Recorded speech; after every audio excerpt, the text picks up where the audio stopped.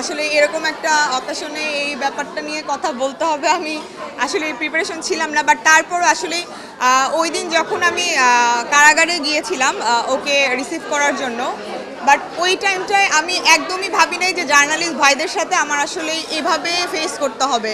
মানে আমি একদমই সারা রাত এত টেনশন আর বিধ্বস্ত একটা ফেসে ছিলাম। বাট আসলে আমার যতটুকু ওই মোমেন্টে আমি যতটুকু বলার আমি পেরেছি বলেছি, বাট আমার একটা ভুল হয়েছে, যেটা আমি বলেছিলাম যে যাওয়ার সময় আপনাদেরকে খুব সুন্দর করে গুছিয়ে বলে আমি যাব, বাট আসলে আমি আমার কথা রাখতে পারি নাই। যাওয়ার পর আমার কাছে অনেক আফসোস হচ্ছিল।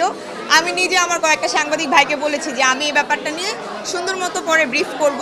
সো আলহামদুলিল্লাহ সেদিনই আসলেই ফারিয়াকে নিয়ে আমরা বাসা পর্যন্ত আসতে সক্ষম হই। বাট ফারিয়ার অবস্থাটা খুবই খারাপ ছিল, খুবই সিক হয়ে গেছিল।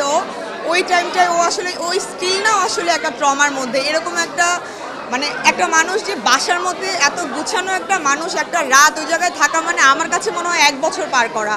মানে ও রাত কীভাবে কাটছে ওটা আমার চিন্তা করে কেমন লাগছে, ও কিভাবে পার করছে আসলে আমি জানি না।